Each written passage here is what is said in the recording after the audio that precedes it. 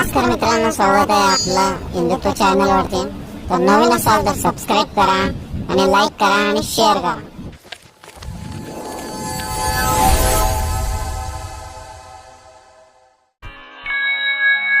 अध्याय 15 पुरुषोत्तम योग. भगवान ने कहा जाता है कि एक शाश्वत अश्वत्थ वृक्ष है जिसकी जड़ें तो ऊपर की ओर हैं और शाखाएं नीचे की ओर तथा पत्तियां वैदिक स्तोत्र हैं. जो इस वृक्ष को जानता है वह वेदों का ज्ञाता है.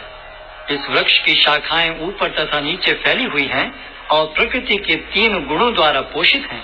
इसकी टहनियां इंद्रिय विषय हैं. इस वृक्ष की जड़ें नीचे की ओर भी जाती हैं जो मानव समाज के सकाम कर्मों से बंधी हुई हैं. इस वृक्ष के वास्तविक स्वरूप का अनुभव इस जगत में नहीं किया जा सकता. कोई भी नहीं समझ सकता कि इसका आदि कहाँ है, अंत कहाँ है या इसका आधार कहाँ है. लेकिन मनुष्य को चाहिए कि इस दृढ़ मूल वाले वृक्ष को विरक्ति के शस्त्र से काट गिराए. तत्पश्चात उसे ऐसे स्थान की खोज करनी चाहिए जहाँ जाकर लौटना न पड़े और जहाँ उस भगवान की शरण ग्रहण कर ली जाए जिससे अनादिकाल से प्रत्येक वस्तु का सूत्रपात तथा विस्तार होता आया है. जो झूठी प्रतिष्ठा, मोह तथा कुसंगति से मुक्त हैं, जो शाश्वत तत्व को समझते हैं, जिन्होंने भौतिक काम को नष्ट कर दिया है, जो सुख तथा दुख के द्वंद्व से मुक्त हैं और जो मोह रहित होकर परम पुरुष के शरणागत होना जानते हैं, वे उस शाश्वत राज्य को प्राप्त होते हैं. वह मेरा परम धाम न तो सूर्य या चंद्र के द्वारा प्रकाशित होता है और न अग्नि या बिजली से.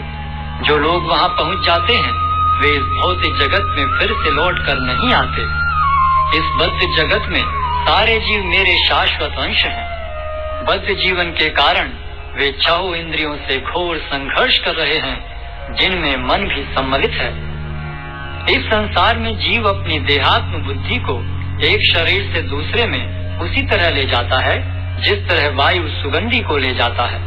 इस प्रकार वह एक शरीर धारण करता है और फिर इसे त्याग कर दूसरा शरीर धारण करता है.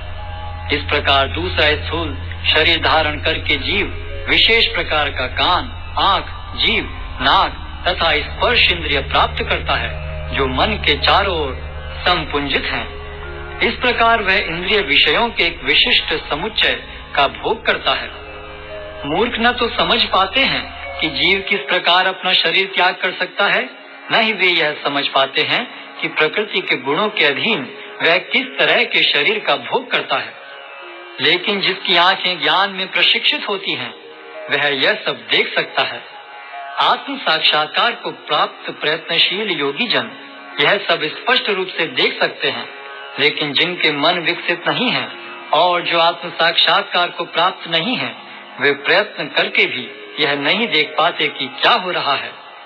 सूर्य का तेज जो सारे विश्व के अंधकार को दूर करता है मुझसे ही निकलता है. चंद्रमा तथा अग्नि के तेज भी मुझसे उत्पन्न है. मैं प्रत्येक लोक में प्रवेश करता हूँ और मेरी शक्ति से सारे लोग अपनी कक्षा में स्थिर रहते हैं. मैं चंद्रमा बनकर समस्त वनस्पतियों को जीवन रस प्रदान करता हूँ. मैं समस्त जीवों के शरीरों में पाचन अग्नि हूँ और मैं श्वास प्रश्वास में रहकर 4 प्रकार के अन्नों को पचाता हूँ.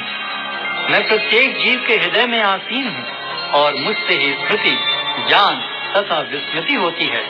मैं ही वेदों के द्वारा जानने योग्य हूँ. निस्संदेह मैं वेदांत का संकलन करता तथा समस्त वेदों का जानने वाला हूँ. जीव 2 प्रकार के हैं, च्युत तथा अच्युत. भौतिक जगत में प्रत्येक जीव च्युत होता है और आध्यात्मिक जगत में प्रत्येक जीव अच्युत कहलाता है. इन दोनों के अतिरिक्त एक परम पुरुष परमात्मा है जो साक्षात अविनाशी भगवान है और जो तीनों लोकों में प्रवेश करके उनका पालन कर रहा है. चूंकि मैं क्षर तथा अक्षर दोनों के परे हूँ और चूंकि मैं सर्वश्रेष्ठ हूँ अतएव मैं इस जगत में तथा वेदों में परम पुरुष के रूप में विख्यात हूँ. जो कोई भी मुझे संशय रहित होकर पुरुषोत्तम भगवान के रूप में जानता है वह सब कुछ जानने वाला है. अतएव हे भरत पुत्र, वह व्यक्ति मेरी पूर्ण भक्ति में रत होता है. हे अनग, यह वैदिक शास्त्रों का सर्वाधिक गुप्त अंश है जिसे मैंने अब प्रकट किया है. जो कोई इसे समझता है वह बुद्धिमान हो जाएगा और उसके प्रयास पूर्ण होंगे।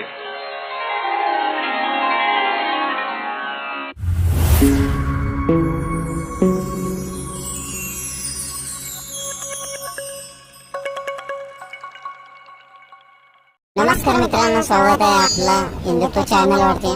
तर नवीन असाल तर सबस्क्राईब करा आणि लाईक करा आणि शेअर करा.